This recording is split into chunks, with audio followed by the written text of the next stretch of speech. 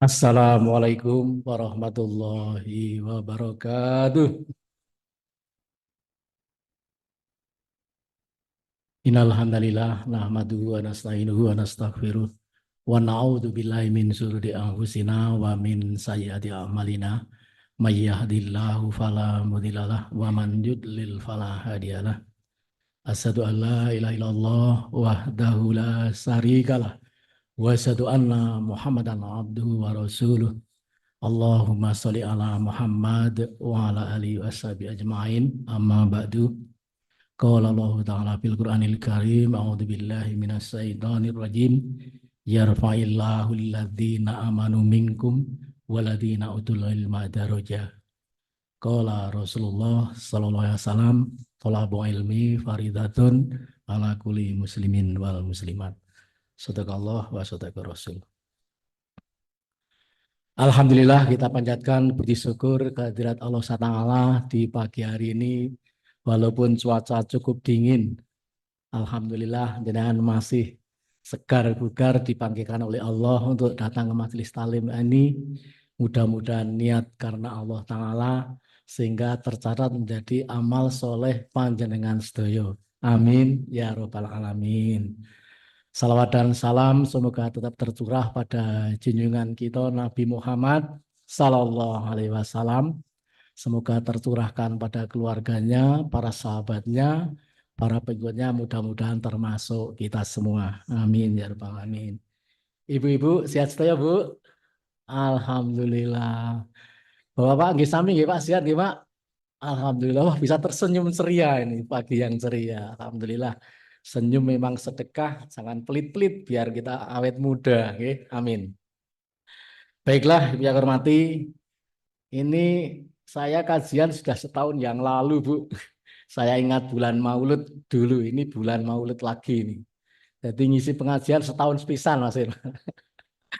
Masya Allah, biar mesti wis dolali lah begitu. Jadi setahun kita reuni kembali di bulan Maulud. Ini adalah tahun 1446 Hijriah. Bapak yang hormati, saya diamanai oleh takmir masjid, Mas Firman dan Pak Zaini Asrori diberi tema ini, Bu. Apa mergane pensiunan guru ya? Saya dikasih ini itu, muliakan dirimu dengan ilmu gitu ya. Saya nggak tahu apa Pak Guru terus dinai tema ini Mas Firman, saya nggak tahu ini. Dari pensiunan padahal. Baiklah, yang hormati, semampu kami berbagi ilmu sedikit nanti di kajian pagi ini, waktu yang singkat kita manfaatkan, tapi sedikit saya akan cerita maulid ya Bu, sedikit ya sebelum ke tema ini ya, sebagai pembukaan dan pengantar.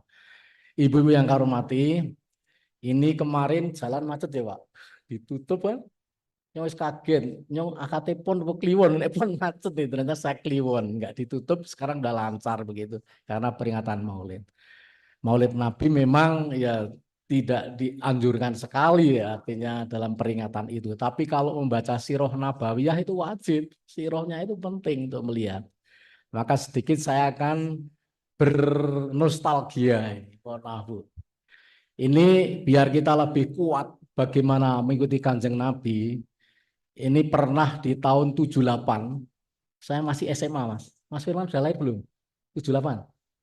Umur piro? Baru lahir itu, Mas Iman baru lahir itu. 78 saya SMA, Mas. Pak Budi mungkin dia sama SMA, Pak Kundori seangkatan saya itu. 78 dong wis lulus diperpanjang. 78 79 ya wis. Menteri ini Daud Yusuf waktu itu ya saya ingat. Tahun 78 saya SMA waktu itu ada sebuah buku luar biasa, Bu. Ini cerita dulu biar membuat buka aura kita. Sebuah buku bestseller saat itu adalah seorang yang mengangkat buku ini adalah seorang dosen ya, di London ya, Profesor Michael Hart namanya. Saya juga membuka jejak digital, Pak. Menora salah itu loh. Tahun 78 ini buku yang bertuliskan 100 tokoh berpengaruh di dunia, Pak. Luar biasa itu bukunya bestseller waktu itu habis. Sekarang yang masih punya siapa ya, Bu?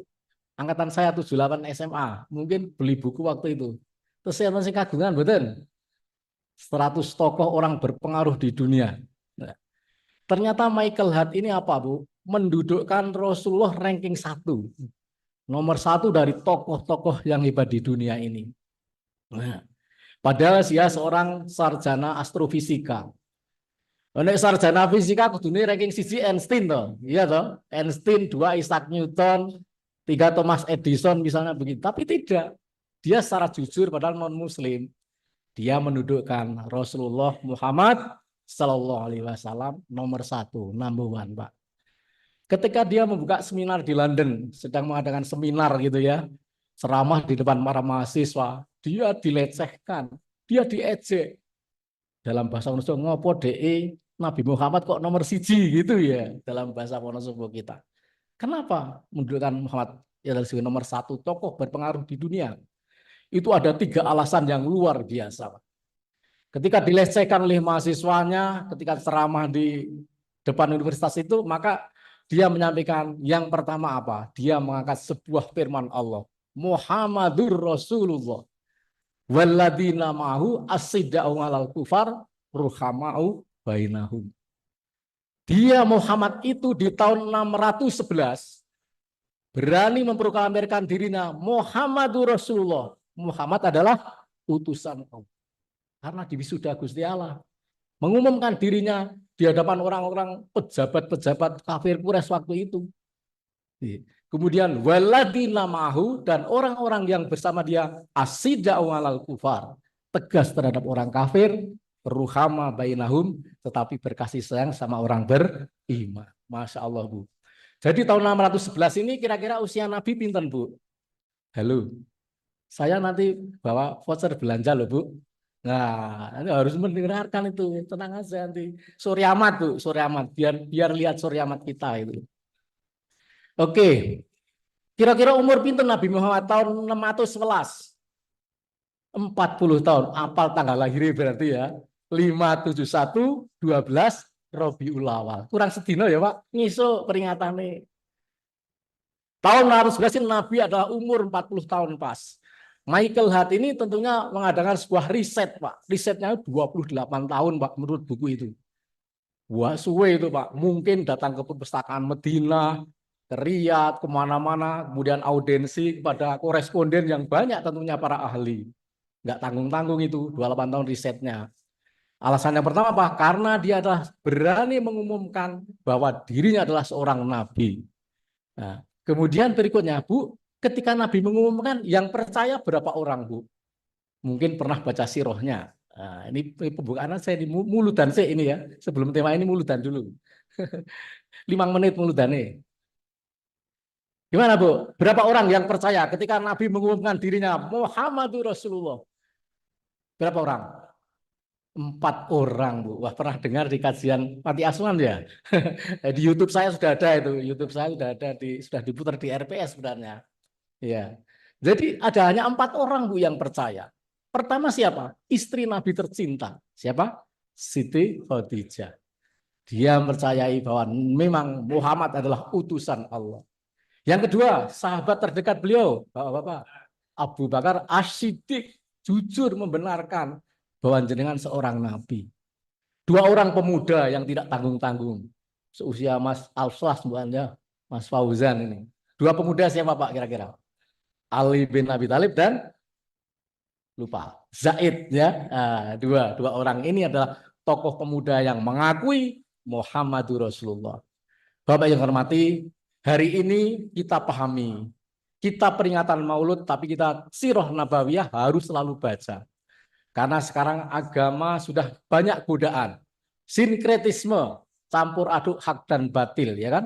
Wala talbisul haqqal bil batil. Padahal Al-Quran as-sidda'u 'alal kufar, tegas soal akidah. Enggak boleh kompromi-kompromi. Wah, dengan mereka berangkulan semua muslim malah berantem ya toh. Ini kan enggak baik. Ruhama bainahum, berkasih sayang sama orang beriman. Itu Al-Quran surat Al-Fat 29. Ini bisa dicatat itu. Muhammadur Rasulullah itu. Ya hormati, itu yang pertama. Kemudian yang kedua, apa alasan Profesor Michael Hart ini? Alasan yang kedua adalah Nabi bukanlah seorang pembohong di hadapan para mahasiswa itu. Ini mahasiswa semua ya, Bu. Mahasiswa senior-senior ini. Senior citizen, warga negara tua. Senior SC, Bu, MSc. Jadi senior citizen ini warga negara tua ini banyak sekali ini juga mahasiswa ini. Oke, Pak Hormati, apa alasan yang kedua? Nabi bukanlah seorang pembohong. Oh, alasan apa kan bukan pembohong? 14 abad agamanya masih terjaga dan orisinil.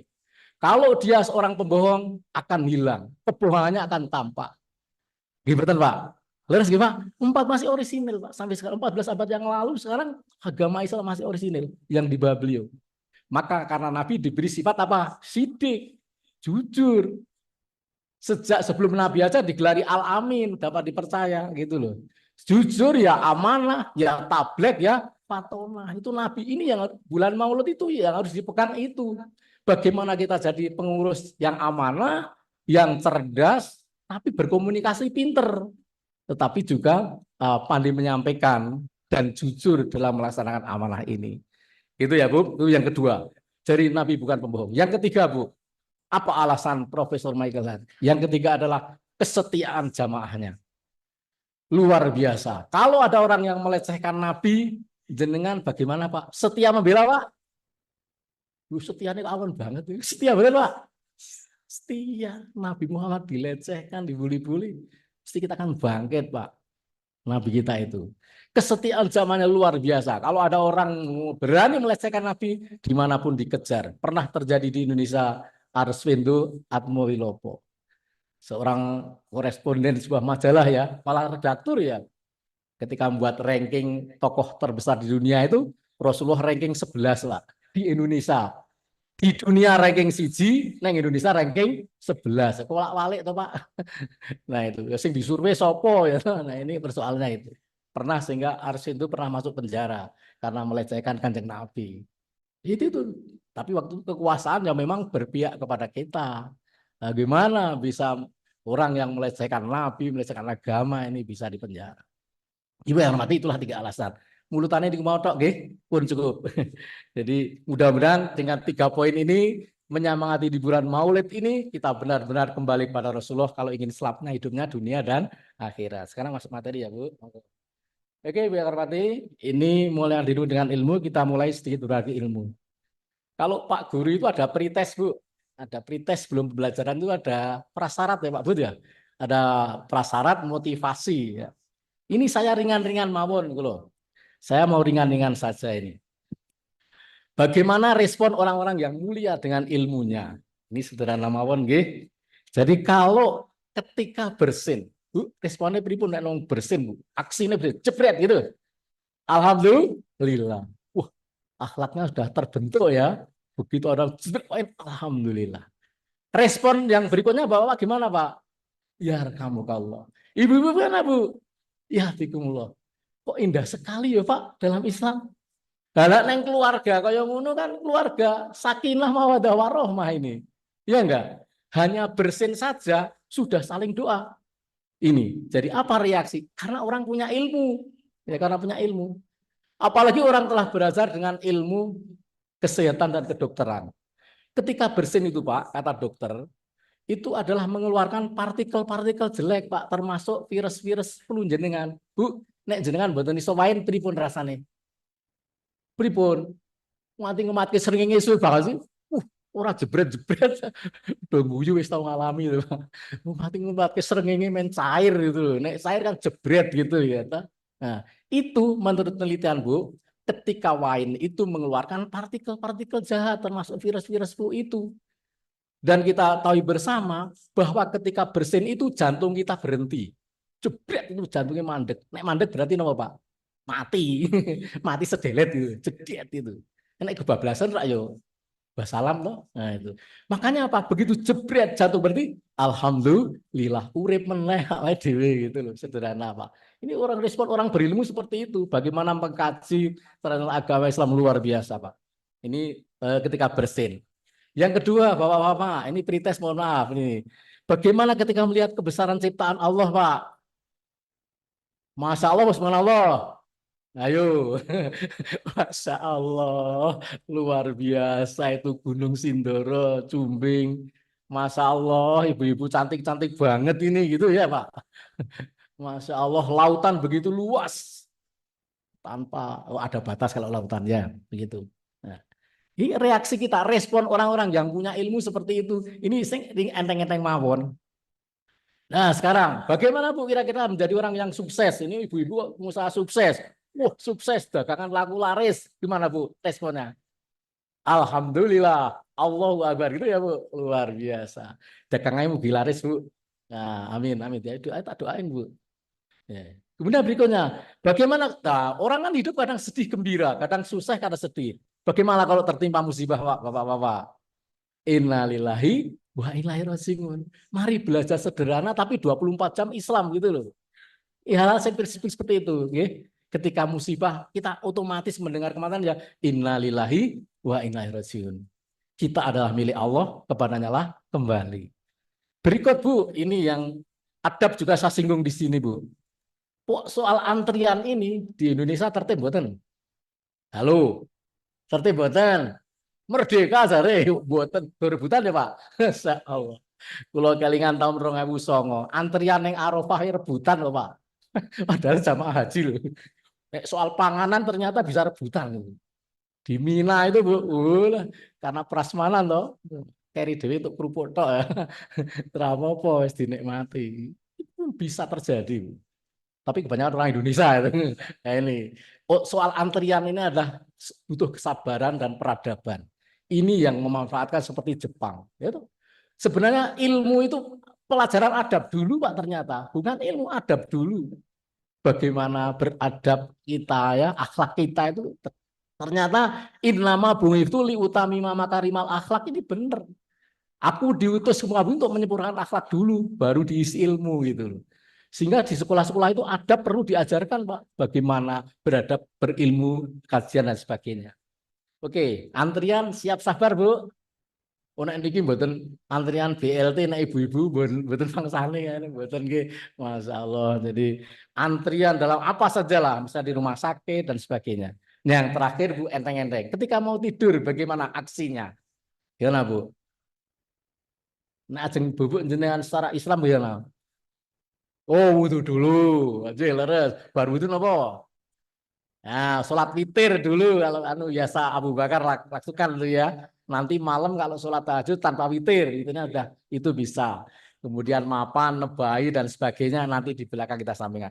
Ini tidak kesuwen sing enteng-enteng. Pun saya lanjut. Ini berikutnya Bu, keutamaan ilmu. Udah kecilian buatan niku. Keutamaan ilmu niki.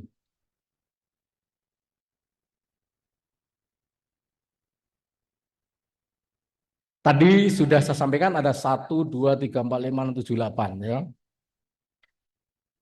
Kami mulai dari Al-Quran dulu.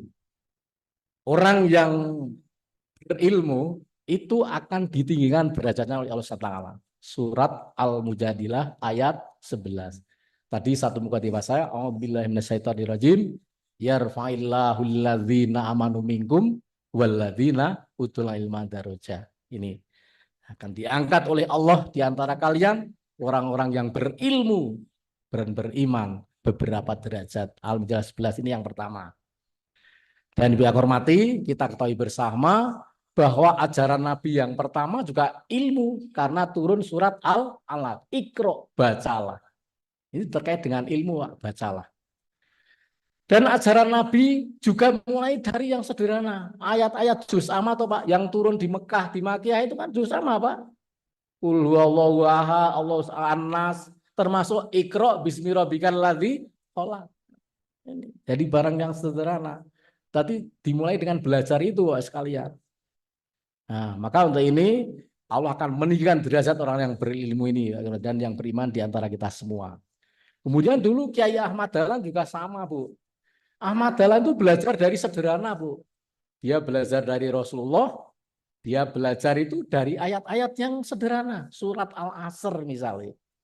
Surat Al-Asr ini dikaji beliau 8 bulan Bu. Wajib yang terkenal Al-Maun. Jadi Al-Asr itu 8 bulan. Rawahu Pak Sukriyanto putrane Pak AR ketika ngisi pengajian Ahad Pon di AR Fahrudin. Saya masih punya catatan. Saya juga kaget waktu itu. Biasanya mau Al-Maun loh, tapi Al-Hasr itu dikaji 8 bulan. Loh. Iman sih akidah dulu, baru amal soleh, baru dakwah, tawasul bisur, itu Ahmad Dahlan. Keluar baru ukhrijat linas, keluar menjumpai manusia. Kalau imannya sudah tangguh 8 bulan Pak Al-Asr, Pak. Baru action al-maun. Nah, ini nek orang ngamalke pendusta agama, ara'aital ladzi yukadzibu itu. Ilmu ini duwe ora diamalke pendusta agama.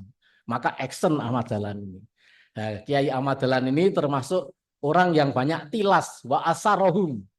Nek Mbah Hasim banyak tulisnya, nulis kitab. Satu perguruan tapi beda ya. Tapi ini sak perguruan, sama-sama Kiai Soleh Darat toh banyak kita kenal. Nek Mbah Hasim Asari itu, ya Kiainya NU itu banyak tulisnya, tulis kitab. Nek Kiai Dahlan action nih. Jadi ngambil Yasin, wa naktubu makodamu, wa asarohum. Nah, jadi menulis, banyak menulis.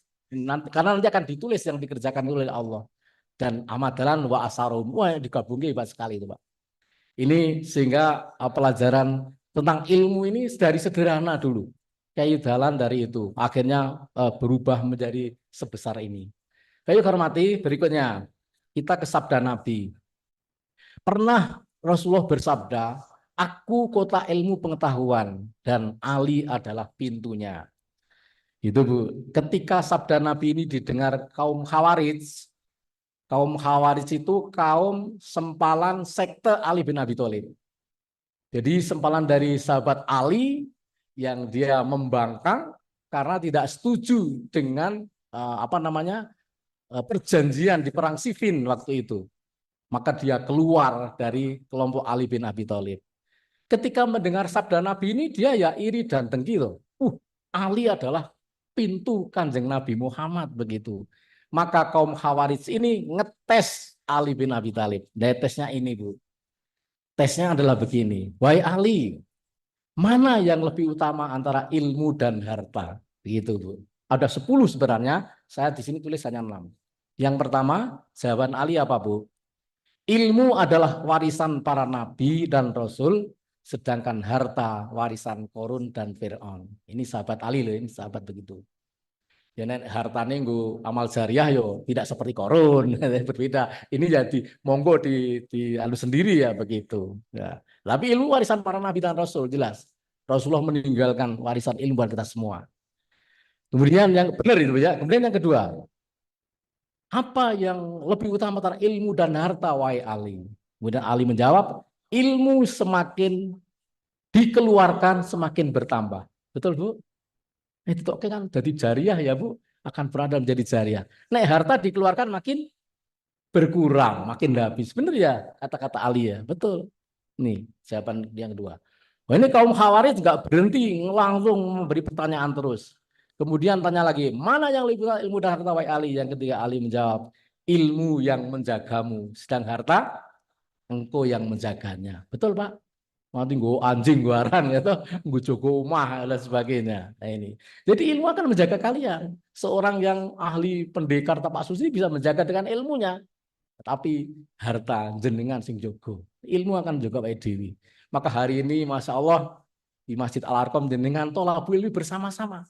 Karena apa? Akan menjaga jenengan. Ilmu nanti akan menjaga jenengan di akhirat nanti ya. Begitu. Kemudian yang berikutnya, ada pertanyaan berikutnya. Wahai Ali, mana yang hebat, utama terhadap harta? Alimnya ilmu menyebabkan banyak sahabat, sedangkan harta menyebabkan banyak musuh. Betul Pak? Ilmu banyak sahabat, gitu. Harta banyak musuh, mergane nopo? Nopo Bu? Medit, kikir itu langsung Bu. Nek wong medit suka musuh. Wong semakin sugih, itu semakin blobo gitu loh ya.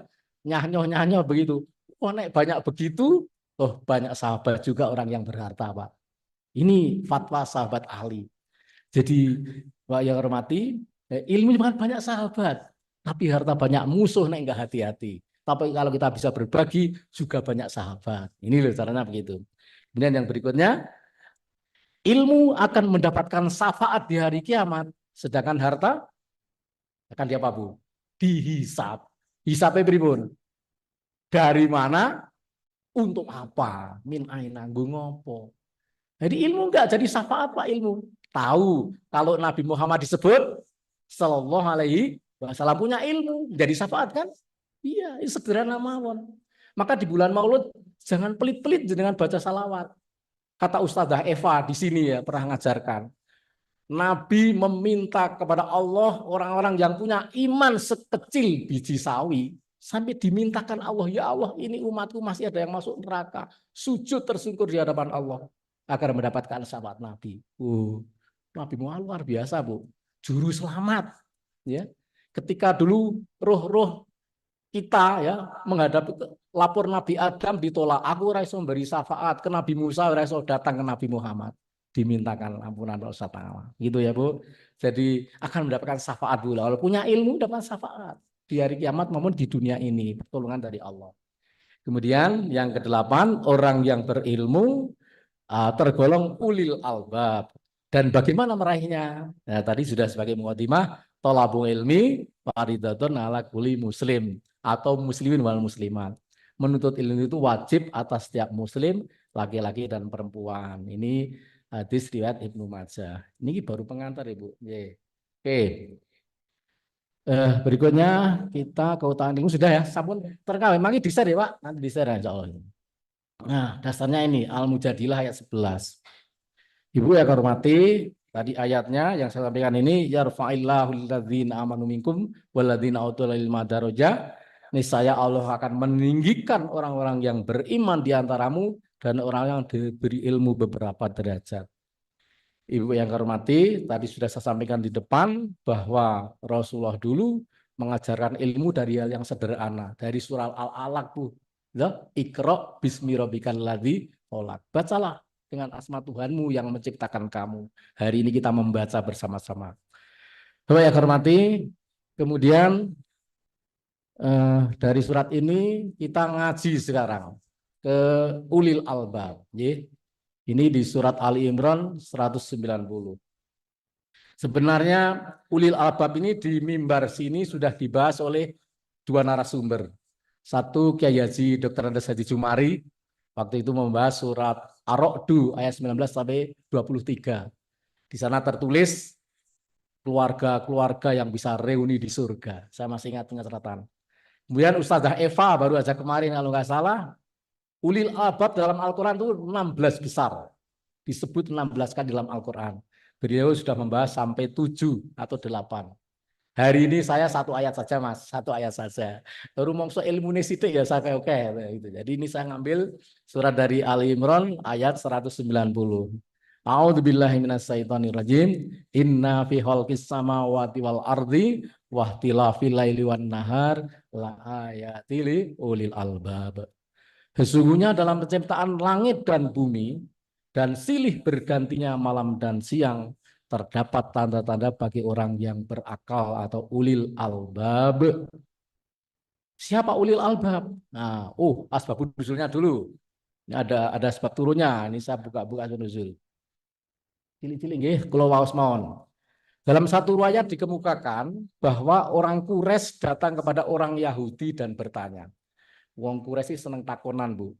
Karena di Madinah itu kan banyak ada Yahudi, Nasoro, macam-macam ini di Madinah itu. Dan ini kan turun di Madinah surat ini Ali Imran. Ya.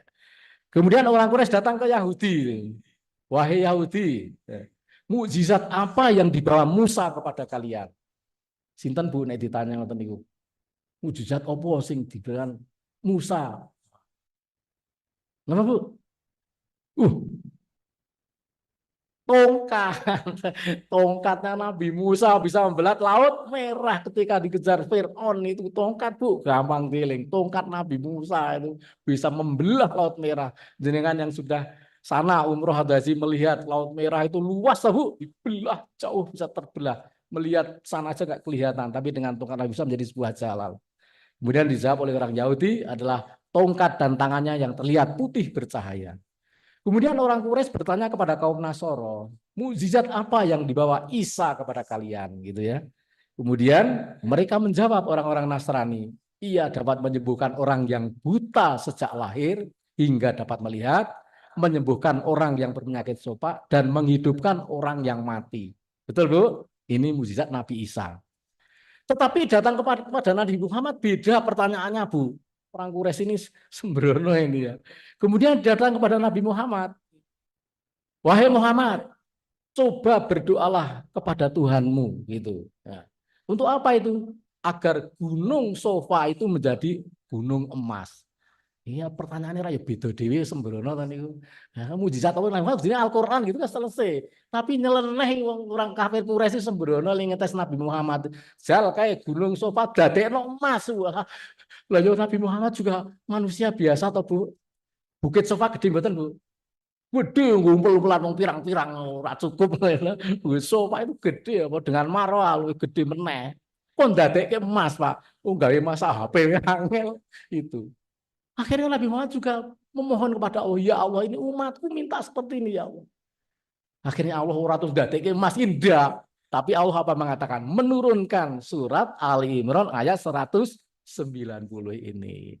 Inna fi khalqis samawati wal ardi wa ikhtilafil laili wan nahar la ayatin. Penciptaan langit dan bumi dan silih bergantinya malam dan siang dan apa yang ada pada keduanya itu lebih hebat ya. Lebih besar manfaatnya bagi orang yang bisa menggunakan akalnya. Menyembuhkan orang mati hanya satu orang, gitu kan? Kemudian membelah lautan. Tetapi dengan penciptaan samawat dan art, langit dan bumi ini manfaatnya ageng. Cobi Bu, nek kinten-kinten nek dunia niki siang terus pripun? Gimana? Betul sakit sare nggih, nggak bisa tidur Pak, siang-siang ramantes turu gitu. Maka diganti apa wanahar ada siang dan walail ada malam dan siang. Ini kita disuruh belajar. Oh, kenapa ada siang dan malam? Oh, ada rotasi bumi. Kan begitu kita berpikir dengan IPA ya. Nah, gitu. Oh, kalau bumi itu berputar, yang kena sinar siang, yang tidak kena sinar malam. Terus berganti ini. Dan Nabi ketika membaca ini sampai menangis, Bu. Kenapa? Di Ibnu Katsir dikatakan, karena begitu pergantian siang dan malam, umur kita bertambah, Pak. Menjelang ajal. Jadi tanpa tidak sebab Nabi ketika bangun malam, ayat ini beliau sebelum tahajud, dia menangis. Bumi berputar terus berarti saya menuju kematian. Harus persiapan gitu. Jadi kita cuma dalam doa inna langit dan bumi. Enggak, Nabi dalam itu caranya perenungan ya, perenungan sangat dalam. Sehingga dalam ini perenungan sampai ke di antara keduanya di sini saya tulis ada tumbuhan, binatang, barang tambang dan sebagainya. Ini hadis riwayat Tobroni dan Ibnu Abi Hatim yang bersumber dari Ibnu Abbas. Dalam hadis lain ditegaskan Rasulullah ini sudah ya membaca 10 ayat terakhir surat Ali Imran jika beliau bangun malam untuk mengerjakan sholat tahajud. Jadi niki mau dalu pun mau sedikit nggih Bu. Inna mulai dari 190 nggih.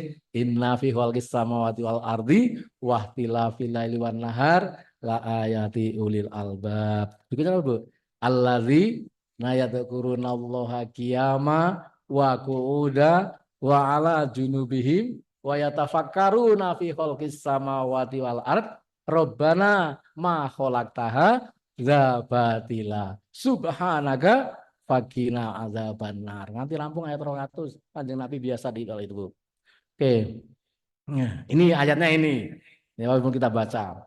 Siapa itu ulil albab? Yaitu orang-orang yang yadkurunallah, orang-orang yang mengingat Allah sambil berdiri atau duduk atau dalam keadaan berbaring. Dan mereka apa? Wa yatafakkaruna fi khalqis samawati wal dan mereka memikirkan tentang penciptaan langit dan bumi. Seraya berdoa, Bu. Ya Tuhan kami, tiadalah Engkau menciptakan ini dengan sia-sia. Maha suci Engkau, maka peliharalah kami dari siksa api neraka. Dari ayat ini berarti ada 3. Ya, ulil albab itu ada 3. Nah, mari kita bahas. Tapi sebelumnya kita akan bicara siapa ulil albab dulu. Nah, ulil albab ini pengertiannya dari beberapa sumber yang kemarin sudah dibahas Ustazah Evalinta ya ini ulil albab adalah mereka yang tidak suka berkata jorok, fasik dan bertengkar. Rofat, fusuk dan jidal. Jadi jenengan ini nek wong berilmu ya ulil albab dan beriman itu jarang ngomong saru Bu. Itu nggih dipegang. Jarang ngomong saru, fasik, melanggar aturan agama dan nggak suka bertengkar Pak. Jidal. Ini sebenarnya adalah pesan untuk para jamaah haji ya. Watazawadu fa inna khairaz zati taqwa, tapi ditutup dengan watakuni ya ulil albab. Bertakwalah orang-orang yang berakal. berbekal dengan takwa ini. Jadi orang yang kalau kita mau masuk kategori orang berilmu atau ulil albab ini, maka kita jangan berkata jorok, purno. Ah, bahasa purno sekarang. Saya kira lawak-lawak nih orang purno ramarem lah. Ini jangan sampai ya, fasik dan jidal jangan. Yang kedua, ulil albab adalah orang-orang yang bisa reuni di surga, Bu, bersama dengan keluarganya. Itu di dalam surat 13 Ar-Ra'd ini dibahas oleh Kyai Jumari ini, Ustadz Jumari. Jenengan bisa dibuka catatannya, Bu. Ada berapa, Bu? Siapa calon orang yang bisa reuni di surga? Ada 8 di sana, Bu. Mulai dari orang yang sholat, yang zakat, dan sebagainya. Orang yang bersedekah terang-terangan, dan sebagainya. Dan Allah menutup orang-orang ini bisa reuni di surga dengan keluarga. Tidak hanya masuk, Bu, reuni. Itu di ayat terakhirnya, a'udzubillahi minasyaitonirrajim. Jannatu adnin yadkhulunaha wa man sholaha min abaihim wa azwajihim wa dzurriyyatihim wal malaikatu yadkhuluna alaihim min kulli bab. Yaitu surga Aden. Mereka masuk ke dalamnya bersama dengan orang-orang yang soleh. Dari nenek moyang mereka, dari bapak-bapak mereka, dari pasangan-pasangan mereka, dan dengan anak cucunya. Sedang para malaikat masuk ke tempat mereka dari semua pintu. Ar-Ra'd 23, Pak. Itu reuni, orang mau mlebu reuni karo mbah-mbahe, bapakne, pasangan-pasangannya, kalau pasangannya tidak satu ya, kemudian anak cucunya kumpul. Itu ulil albab, Bu. Monggo itu dibuka kembali ini, Kiai Sumari pernah nyampaikan. Kemudian berikutnya, menurut Ibnu Katsir, ulil albab adalah mereka yang mempunyai akal yang sempurna, lagi bersih. Ya. Nek Ustadz Daifah mengatakan koyo santen ulil albab itu. Ya pernah di sini, nek santen itu no, Bu. Intine kambil loh, bersih, itu obat dan sebagainya. Koyo santen saja, Pak, bersih, jernih. Ya. Mereka mengetahui banyak hal ya, secara jelas dan nyata. Itu Ibnu Katsir. Yang terakhir pendapat Profesor Hamka. Ini urut ya. Kalau Profesor Hamka mengatakan ulil albab adalah orang yang berilmu, berakal, otaknya ada isinya, maksudnya ada iman. Jadi orang kalau sudah otaknya ada iman, pikiran-pikirannya jadi positif gitu loh. Sel-sel dalam otak kita ini kan berkembang, Pak. Jadi positif thinking yang timbul karena ada iman di dalam otaknya ini. Iya, kata Profesor Hamka. Maka Pak Hamka ini orang cerdas, Pak. Mlebu penjara iso gawe tafsir Al-Azhar. Cerdas, Pak. Luar biasa. Mlebu penjara iso gawe buku gitu. Ini pendapatnya termasuk dia yang mengharamkan mengucapkan hari Natal. Profesor Hamka gitu. Sebagai MUI dulu ya ini. Jadi jangan tanggung-tanggung kalau kita beragama itu harus asidau alal kufar dalam soal akidah, tapi ruhama bainahum. Ini penting sekali tadi. Kemudian Rasulullah bersabda, celaka bagi orang-orang yang membaca ayat ini, surat Ali Imran ini, lalu ia tidak memikirkan apa yang ada di dalamnya. Hadis riwayat Ibnu Abi Hatim dan Ibnu Hibban. Maka ciri-ciri albab menurut ayat di atas ada 3 nggih. 1 yadkurunallah, 1 zikir, 2 fikir, 3 doa. Pun niku materi niku lho. Ya. Ulil albab di sini adalah 3 saja, fikir, zikir, fikir dan doa. DFD, main gampang. DFD ini.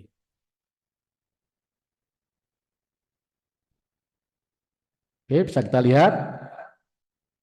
Menurut Ibnu Katsir, kami juga mengambil dari sebuah kitab Ibnu Katsir. Zikir itu apa? Zikir atau zikrullah adalah mengingat Allah dalam semua keadaan, baik dengan hati maupun dengan lisan.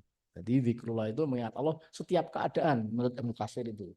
Misalnya, ini kita membaca kalimat thayyibah sehabis sholat itu ya, misalnya tasbih. Tasbih ini Bu? Subhanallah. Tahmid, alhamdulillah. Takbir, Allahu Akbar. Tahlil, la ilaha illallah. Kalimat-kalimat thayyibah. Ini adalah bentuk zikrullah. Terus biasa lazim kita tunaikan. Tapi ini tasbih itu sudah direnungkan belum? Karena bentuk zikir itu ada 3 dalam baca sebuah guru. Ini bentuk zikir kontemplatif dengan perenungan, Pak. Subhanallah, maha suci Allah. Alhamdulillah, segala puji hanya untuk Allah. Allahu Akbar, Allah Maha Besar. Di kontemplatif itu Pak. Jadi harus ada perenungan. Sehingga zikirnya orang banter-banteran. Penuh penghayatan. Ini akan menimbulkan hati yang tatmainul qulub. Hati tentram itu. Bisa dicoba, monggo. Kemudian bentuk zikir yang kedua ada zikir aktivitas atau kerja. Zikir aplikatif. Ibu-ibu, orang di sini kan bekerjanya macam-macam. Misalnya dia seorang pekerja petani, alat zikirnya nopo? Petani, pacul, bismillah. Aplikatif ya Pak? Ini zikir aplikatif. Gue pacul, bismillahirrahmanirrahim, jebret. Aplikatif ini Pak, zikir langsung penerapan. Ibu-ibu misalnya pegawai perpustakaan, zikirnya pakai apa? Pena, nulis ya, begitu. Pak guru dan sebagainya, pengusaha. Jenengan alat-alat zikirnya bermacam, ini zikir aplikatif Pak. Jadi bagaimana kita beraktivitas dengan doa-doa yang jelas gitu loh. Jadi kita bisa membagi-bagi. Ada kontemplatif perenungan, ada aplikatif.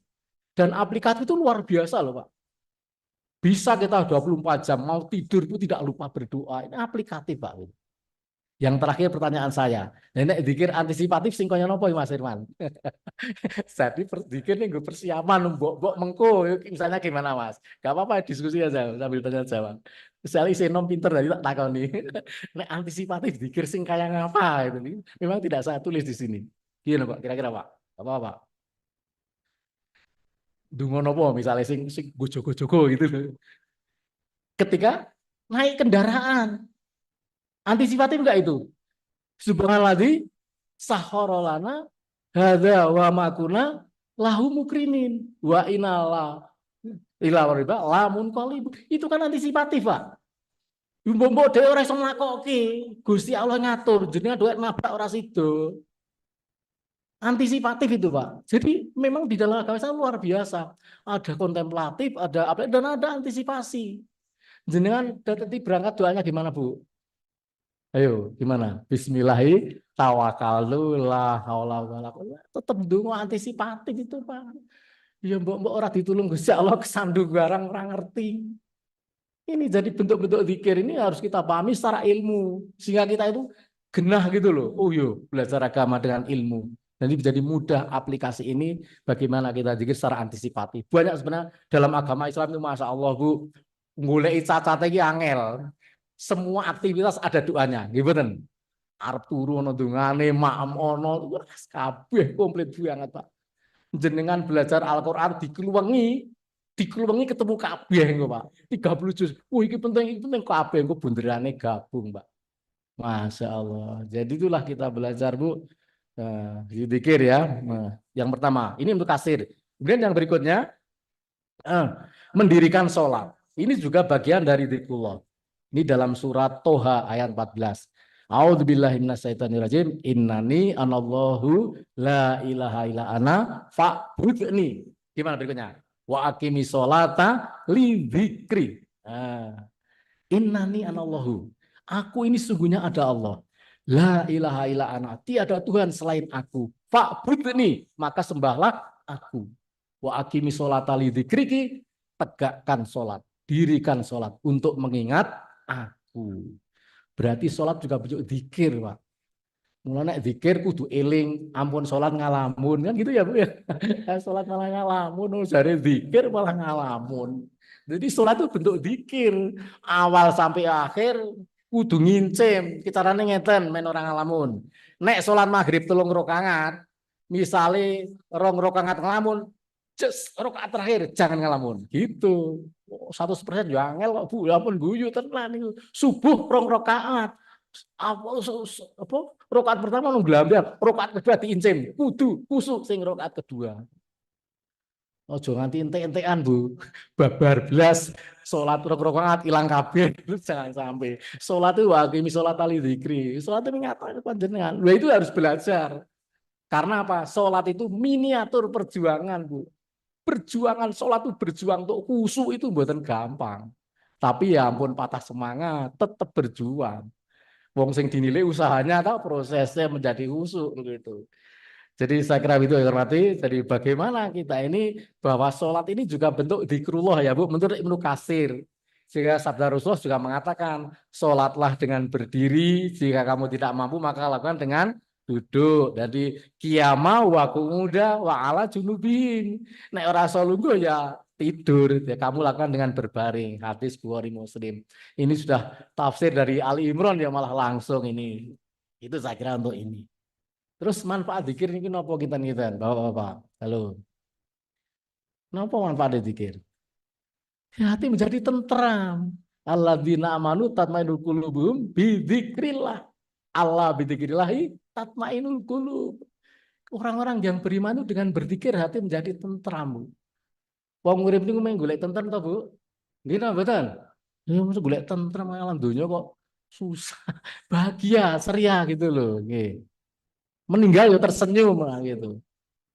Nek sing ditinggal ya menangis ya. Kalau bisa begitu. Jadi bagaimana? Allah bidzikrillah tatmainul qulub. Dekat dengan hati menjadi tentram itu manfaat zikir. Nek jenengan zikir urung nentrem kayak hati, ya zikirnya itu diperbaiki, salatnya diperbaiki. Karena salat itu kan inna sholata tanha 'anil fahsai wal munkar. Dijamin menjadi orang yang tentram, menjadi orang yang khusyuk dan sebagainya. Itu Ibu saya kira manfaatnya sederhana mawon itu. Ini dhek men tentrem uripe ngoten niku zikir itu. Nah, berikutnya. Oke, sekarang tafakur. Waya tafakaru nafi sama fikir yang kedua. Tafakur itu adalah berpikir atau merenungkan sesuatu secara mendalam. Nah, ini kalau di Muhammadiyah namanya istihad dan tajdid, Mas. Jadi Muhammadiyah itu punya apa? Punya Pancasila. Namanya 5 karakter Islam berkemajuan. Itu Pancasilanya Muhammadiyah, Bu. Kata Profesor Zakiuddin, Rektor UIN Salatiga MAG, ketika dia mewisuda di PKMD di Magelang di Unima. Saya catat itu. Luar biasa itu. Jadi Muhammadiyah punya Pancasila, Pak. Namanya 5 karakter Islam berkemajuan. Sakit apal, Pak? Mas Irwan udah hafal.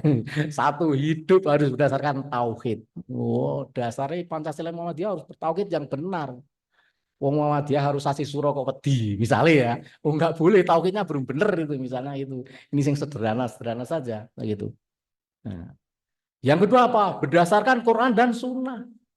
Itu Pancasila yang kedua. Hidup ini harus berdasarkan doa Quran dan Sunnah ini sebagai pegangan.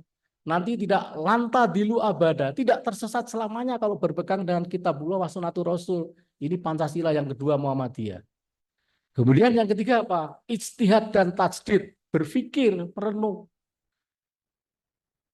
Ijtihad itu berpikir secara berkeringat sehingga menghasilkan sebuah tajdid, pembaharuan. Nah, ketika Ahmad Dahlan mengkaji surat ini, Al-Mujadilah 11 melahirkan apa? Mu'alimin mu'alimat. Iya, Bu. Orang akan diangkat iman dan ilmu ya mendirikan sekolahan gitu loh.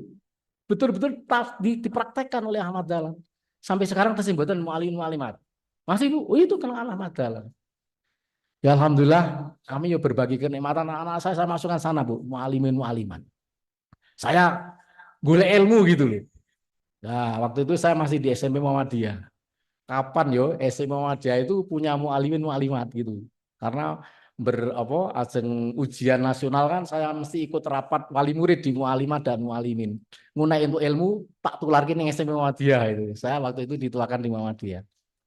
Nah, saya begitu pulang, saya berusaha dengan teman-teman bagaimana SMP Muhammadiyah itu dibuat kelas putra dan putri gitu. Waktu itu belum ada, Bu, sekolah yang kelas putra dan putri selain mualimin dan mualimat. Teman-teman wah, semua tembak gua sampai diskusi sepakat akhirnya, Bu.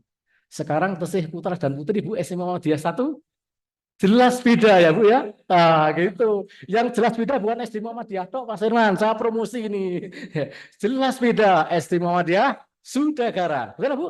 SD Muhammadiyah Sudagara jelas beda. SMP MUI jelas beda. Apa bedanya? Ada sekolah putra dan putri. Sampai sekarang dilanjutkan Ustadz Basuki Julianto. Dulu saya oleh-oleh itu. Ya bagaimana? Ya mesti kawruh itu. Pulang ke tanah air. Bagaimana buat kelas putra dan putri. Waktu itu saya berpikir sederhana, Bu. Kalau ngaso mau masuk itu, anak laki-laki neng pintu, Bu. Cah wedok dorawani mlebu. Itu, Pak. Opar merobol lewat lakang yo saru gitu. Saru itu udah merobol. Saya berpikir wah ini kudu kelasnya dipisah ya, putra dan putri dewek gitu. Cawe itu calana ngangkang ya begitu Pak, Bu. Akhirnya ternyata banyak respon kepala-kepala sekolah yang badminton di SMA Muhammadiyah itu. Wah, apik Pak itu. Anakku tak sekolah kene itu ada. Bener itu ada teman-teman yang respon saya itu.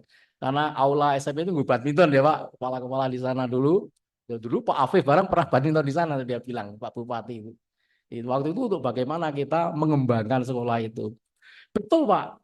Di periode berikutnya Pak, jebulane bocah sing daftar putri karo putra ora padha Pak. Waduh. Sampur meneh wae iki. Wah, saya wong cok mewek ya. Oh jangan aku. Nah, sing daftar putri mung 20 misalnya lanange 40 kudu dicampur syaratnya selawe ya toh. Enggak. Akhirnya ada pertolongan Allah, tambah murid sampai sekarang masih putra dan putri, Bu. Ibu bisa ditiru, mohon maaf, SMA dan SMK, Pak. Tren kelas dan ini, monggo kelas putra dan putri. Nanti kalau sudah kuliah dilepas main golek bojo, rapopo, campur. Ya toh? Loh iya, itu sudah. Jadi kalau sudah dewasa, udah kuliah. Tempat kuliah cari jodoh itu. Ya Pak, nek SMA ojo, SMA hurung wani. SMA sih dipisah Pak. Putra putri ya mun kuliah itu dilepas itu Bu. Mereka sudah punya ilmu gitu. Ini sudah masukan aja untuk majelis didasmen ya. Berani nggak ini sekolah kita SMA kelasnya putra dan putri? Alhamdulillah pondoknya MBS Baitul Arqam juga putra putri Pak. Ada mualiminya sekarang. Mualiminya itu wakafnya Pak Kaswo, Pak Mangun itu, tokoh Muhammadiyah di Argopeni. Sedangkan yang wakaf di sana Pak Kaswo yang mualimat. Itu juga ternyata tanaman-tanaman yang luar biasa, tokoh-tokoh Muhammadiyah yang zikirnya sangat kuat, Pak. Anak cucunya yang mewakafkan. Jadi kelas mualimin yang selatan itu dari Pak Mangun Sojono ya, tokoh di Wonosobo, dan Pak Kaswo di mualimatnya. Alhamdulillah, monggo Pak Ibu niki promo sing mondoke mboten ado-ado teng sing Muhammadiyah nggih Bu. Iya, bisa di sana monggo. Ini pengasuhnya dari Gontor, dari PUTM, dari Taruna Quran, ini kolaborasi pembimbingnya. Ini sekalian promo gitu saya ini mudah-mudahan bisa mengimbas dan menjadi kader-kader Muhammadiyah. Itu Bu, jadi berpikir ini merenungkan bagaimana hasil renungan dan sebagainya sehingga menjadi sebuah karya yang nyata. Kata Hasan Al Basri, tadi mulainya 75 ya Mas, 705 tadi. 75. Oh, 10, 710 kata Hasan. Oke. Ya. Ini baru jam 8. Oke, sedikit mulai. Kata-kata bijak tafakur menurut satu Imam Al Hasan Al Basri. Beliau mengatakan bahwa berpikir sejenak lebih baik dari bangun sholat malam. Sepakat Pak? Kata Imam ini? Sepakat Pak. Kenapa? Kalau sholat malam itu kesalahan pribadi toh. Tapi berpikir merenungkan bagaimana umat ya, umati. Jenengan harus bangga jadi ketua RT, ketua RW, ketua ranting, ketua PCM, ketua PDM, atau ketua Dawis, Bu. Yang mengajak pendidikan di kampung jenengan itu berpikir umat itu lebih tinggi nilainya karena itu kesalehan sosial. Bisa merambah, Pak. Kalau sholat malam itu adalah kesalehan pribadi. Itu ya tetap penting. Karena sholat malam bisa menunjukkan makom mamah muda menjadi orang yang terpuji. Harus seorang dai harus ahli tahajud memang. Ya, tetapi dalam kesalehan sosial ini ternyata menurut Hasan Al Basri lebih tinggi nilainya. Merenung berpikir bagaimana menjadi kesalehan sosial ini. Kemudian yang berikutnya, Syekh Abu Sulaiman Ad-Darani mengatakan tafakur itu sesungguhnya aku keluar dari rumahku lalu sesuatu yang aku lihat merupakan nikmat Allah dan pelajaran bagi diriku. Hadis riwayat Ibnu Abi Dunya. Bu, kadang-kadang kita bepergian. Ada pelajaran enggak ketika bepergian? Banyak sekali, Bu. Saya kemarin dengan rombongan Suryamat, ya, ceritane Suryamat itu 7 tahun lagi piknik pisan, Pak. Ya wong danane ra ono, ora kaya sekolah ben tahun piknik ya. Suryamat itu 7 tahun lagi piknik pisan karyawane. Tapi udah saya ajak healing itu enggak apa-apa. Sampai di Purworejo itu saya melihat kejadian sangat luar biasa, Bu. Jadi ada seorang ibu dengan ayahnya boncengke dagangan keranjang itu loh, Bu. Wih guling, buat ibunya ketindian keranjang. Lamburine seorang bapak-bapak ngeterke anaknya, dia boncengke anak. Lah orang itu kesasolehan sangat tinggi. Wong sing boncenge anake nulungi ibu kuwi, anake ditinggal, anake pripun, Pak? Yo geblak to, standar ora tekan. Masya Allah, saking peduline anake ning boncengane ditinggal Pak Firman. Yo bocah sedadak ora tekan, ya untung ora ketindihan motore itu loh. Wah kejadian ini Masya Allah, ini kesalahan sosial sangat tinggi ini orang. Nganti lupa dirinya Bu, anaknya diboncengin nang mburi ditinggal. Anak pespa ra yo abot ya Pak. Enek mung bit ya mung cilik enteng itu. Nulungi wong ibu-ibu ketindihan keranjang, anaknya ditinggal. Tindihan. Kadang banyak Bu pelajaran-pelajaran ketika keluar dari rumah itu menjadi sebuah renungan, jelas pelajaran. Oh kesalahan sosial itu di mana-mana ternyata kita jumpai. Ibu yang hormati, berikutnya Fudail Al Hasan. Berpikir adalah cermin ya yang menunjukkan kebaikan dan kejelekan. Betul ya Bu? Ya cermin, cermin kita tuh. Bercermin ya, cermin menunjukkan kebaikan dan kejelekan kita itu. Berpikir itu. Ini Fudail dari Al Hasan. Sing metu saka pikirane itu cermin ya. Kemudian yang keempat Sufyan bin Uyainah. Berpikir tentang kekuasaan Allah adalah cahaya yang masuk dalam hatimu. Jenengan melihat gunung, Masya Allah. Kembali ke Allahu Akbar ciptaan Allah. Masuk ke hati kan? Jenengan melihat lautan yang luas, piknik di laut. Masya Allah. Betapa luar biasa Allah menciptakan air ini dengan manfaat yang luar biasa. Masuk ke hati, Bu. Masuk dalam hatimu. Nabi Isa juga punya tafakur. Berbahagialah bagi orang-orang yang lisannya selalu berzikir, diamnya selalu berpikir tentang kekuasaan Allah, dan pandangannya punya ibroh atau pelajaran. Visioner pandangannya. Itu Nabi Isa. Terakhir Al-Hikmah, Luqmanul Hakim, ini tokoh Al-Hikmah. Sesungguhnya lama menyendiri akan mengilhamkan untuk berpikir, dan lama berpikir tentang kekuasaan Allah adalah jalan menuju surga. Sepakat Pak? Nah, akan jalan menuju surga Pak. Zikir dan pikir menuju surga, tafakur maka penting sekali. Yang terakhir doa. Jadi ciri ulama cuma 3, zikir, fikir, dan doa. Berdoa adalah memohon kepada Allah SWT, adalah senjata orang beriman dan diperintahkan Allah SWT. Utsmuni astajib lakum. Ya, ada Pak. Berdoalah pasti akan aku kabulkan. Tapi doa yang dikabulkan ada syaratnya Bu. Ya ini di surat Al-Baqarah 186. Nih, syarat-syarat di situ. Ada 2 di situ. A'udzubillahi minasyaitonirrajim. Wa idza sa'alaka ibadi anni fa inni qarib ujibu da'watad da'i idza ja'an wal yastajibu li wal yu'minu bi la'allahum yarshudun. Dan apabila hamba-hambaku bertanya kepadamu tentang aku, maka jawablah bahwasanya aku adalah dekat. Aku mengabulkan permohonan orang-orang yang berdoa. Nah, syaratnya apa? Apabila ia memohon kepadaku, dan hendaklah mereka itu memenuhi segala perintahku, dan hendaklah mereka beriman kepadaku, agar mereka selalu berada dalam kebenaran. Jadi doa ini kabul syaratnya menawi doa ini langsung teng Gusti Allah. Nggak usah pakai perantara-perantara Bu, langsung ya. Jadi nggak usah langsung pada Allah.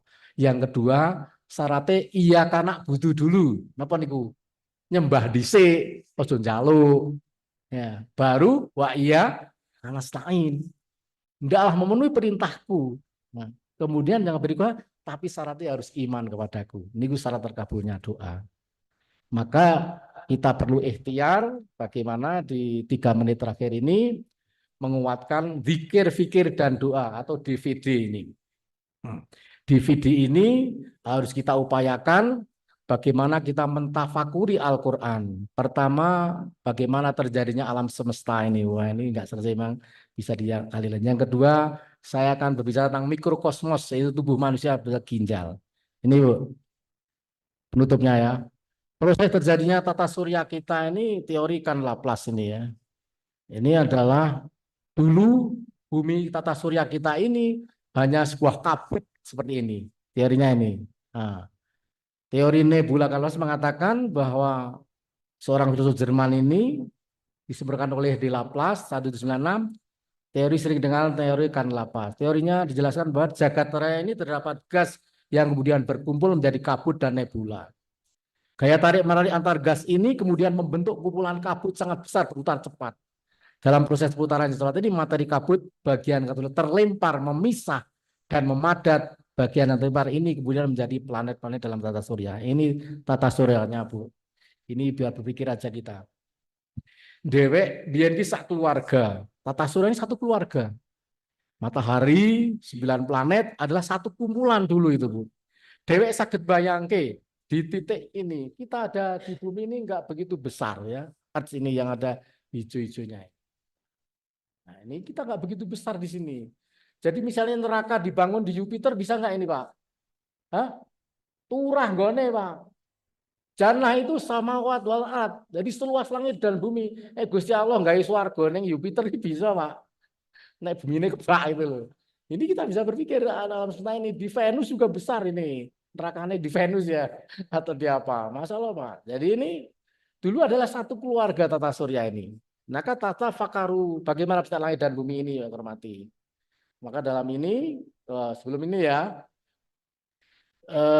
bagaimana kita ketahui ada ayatnya ini. Ayatnya mana ya? Sebentar. Ayatnya di belakang ya, Pak. Masa iya hilang. Yang kedua nanti ya ini sudah waktunya habis ya Pak. Sudah cukup saya kira untuk ini. Sebenarnya saya akan berbicara tentang ini bagaimana gagal ginjal pada seseorang ini pada usia muda, Bu. Sekarang ini penyebabnya adalah kita ketahui bersama tidak hanya orang tua yang cuci darah. Kemudian faktor utama penyakit ginjal itu apa? Obesitas, hipertensi, diabetes. Kemudian bagaimana mengatasi ginjal? Oh, olahraga teratur, jangan sering konsumsi makanan manis, minum banyak air putih ya. Kemudian jangan terlalu sering mengonsumsi obat-obat pereda rasa sakit. Itu obat ampun Pak ya. Kemudian tidur nyenyak dengan teratur. Nah ini sebagai penutup tidur nyenyak dengan teratur pun caranya Bu. Nah, kita ambilkan di sini. Wah, agar gitu tidur kita nyenyak pelajari amalan cara tidur Rasulullah. Tadi sudah wudhu dan sholat ya. Ini prosesnya begini Pak. Nek arep tidur nyenyak, pertama tidur tanpa cahaya lampu. Bu, jenengan nek sare lampune pateni mboten? Bu, jare wedi. Mboten.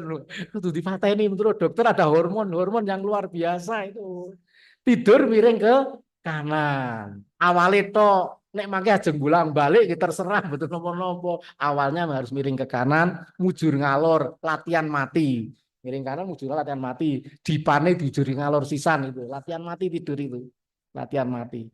Terus menempelkan tangan ya, Bu. Menempelkan tangan di bawah pipi, terus berdoa. Bismika Allahumma ya, bismika amut gitu ya.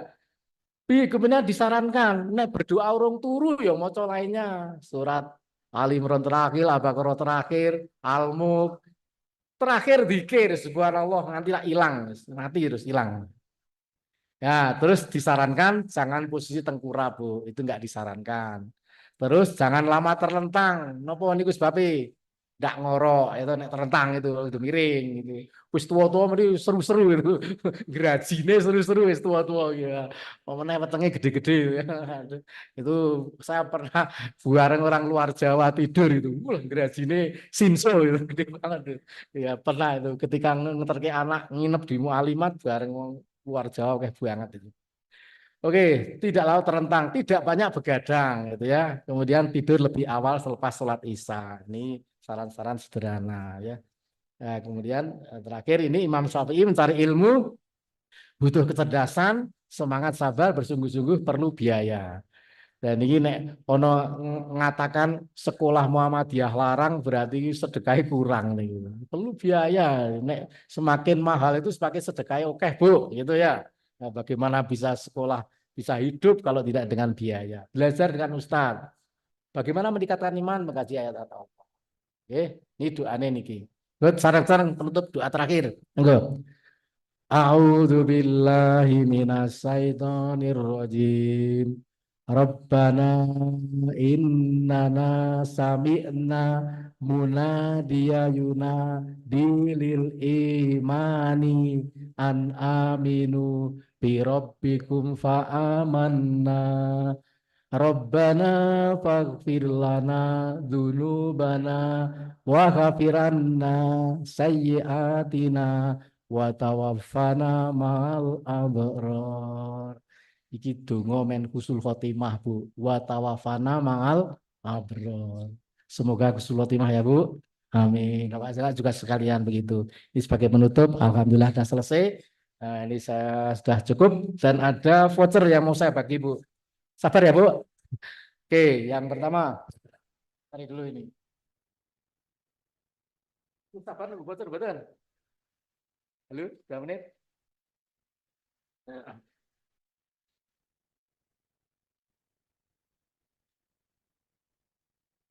saya ada 2 voucher ya Bu. Ini maaf.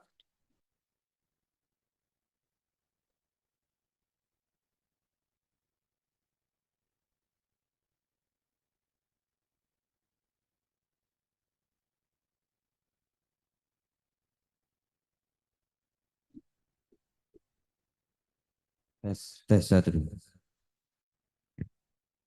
Saya ada 2 voucher belanja gratis Ibu. Ya kalau berbagi rezeki kalau sedikit. Kayak Ustadz siapa? Andi biasanya voucher isi bensin ya full 50.000. Kami belanja gratis ini Pak di Sore Amat. Kita ya sedikit apapun berusaha untuk kaum ekonomi biar bisa menggerakkan organisasi, bisa nyekolahkan sekolah tablet 10 orang Pak. 15 juta itu untuk di Batu Lazis 7,5 karena kita punya usaha ekonomi termasuk AUM sebagai penyangga organisasi.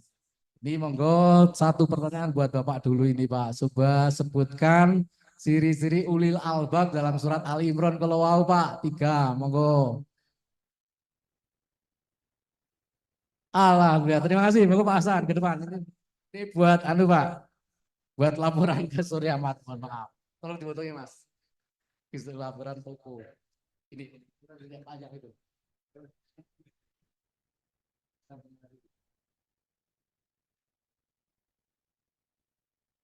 Berada Pak, terima kasih. Iya, udah sama juga ya. Baik.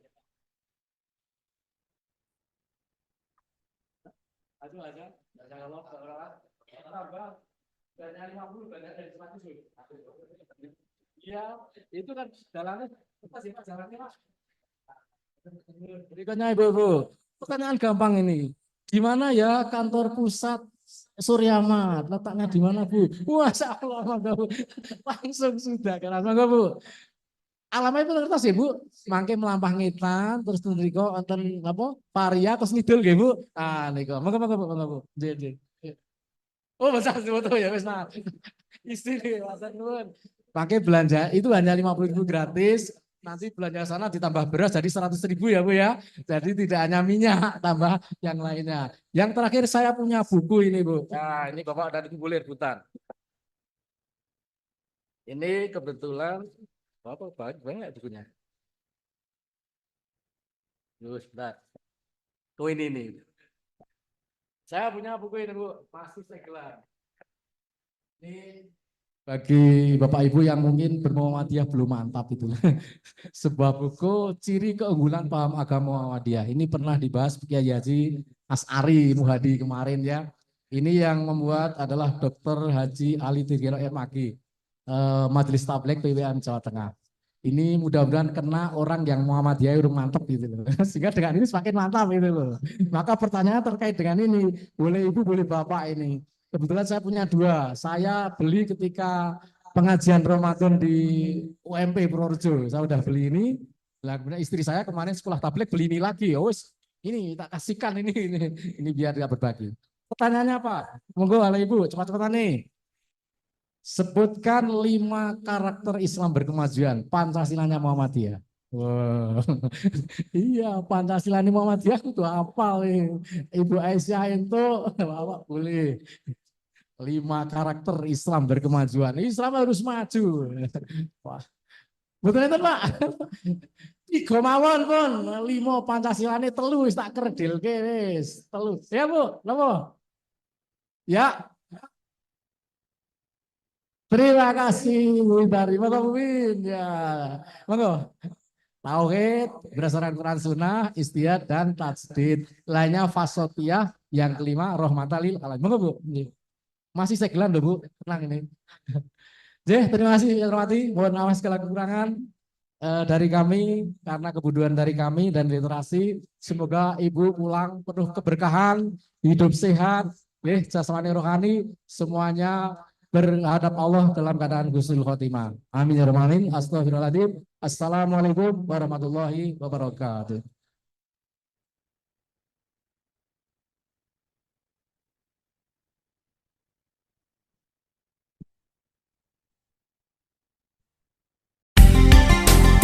.8 FM Purnama Sidi Wonosobo, mencerahkan, inspiratif.